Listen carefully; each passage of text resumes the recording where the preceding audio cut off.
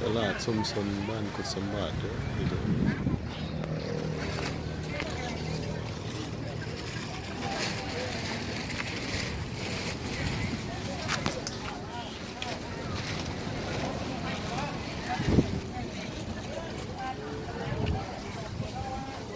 ดู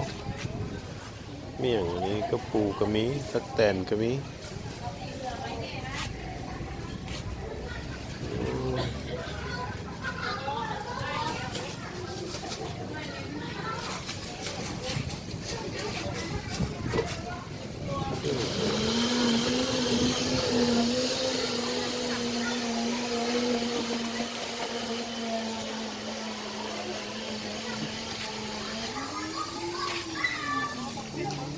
หลายแนวเนาะ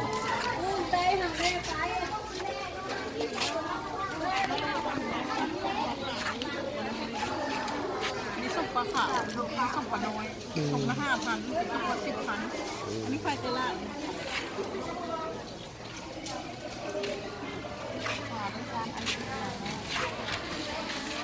ื้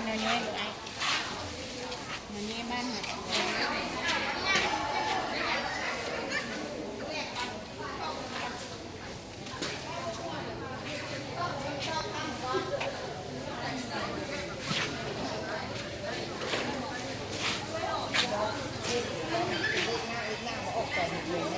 อย่างนี้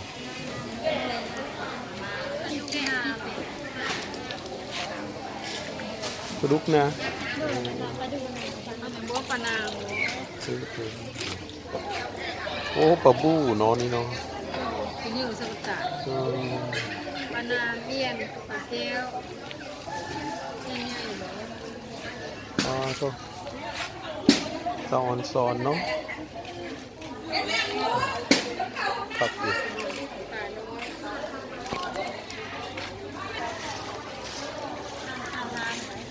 ฮ่าฮ่าว้าวโอ้โหตายกันเอ้าเมี่ยงโอ้โหเยี่ยมโอ้ประหลาดเลยนี่นะอันนี้นกอย่างนี้นกอย่างก็นกห่วงของเคยได้ยินอยู่เพื่อกาปูน่าปลาโคลบไง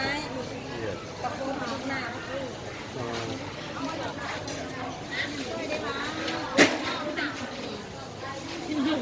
ไหวขึ้น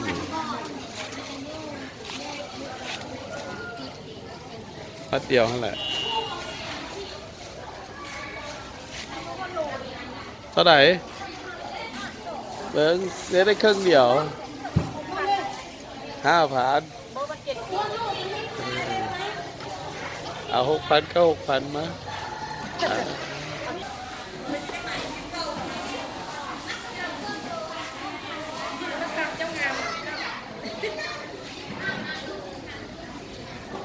กระลำเจ้าขายเท่าไหร่กระลำจ้ะเราละ10,000เราซ่อมให้ก็ได้เราบ้านนี้ซ่อมแล้วเราไปเรียกก็หาที่หาให้ลูกค้าขายเอาหัวนี้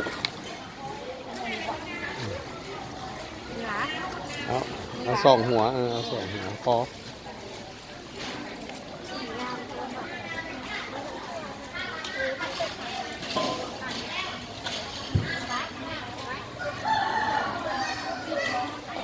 ฮะ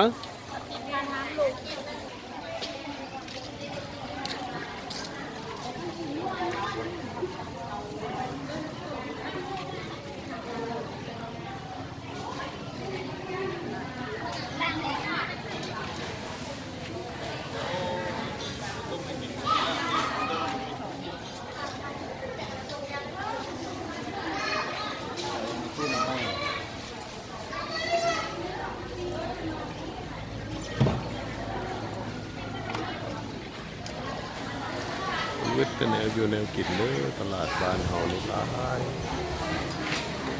ตลาดน้อยแต่ก็บ่อึดอยู่แนวกิน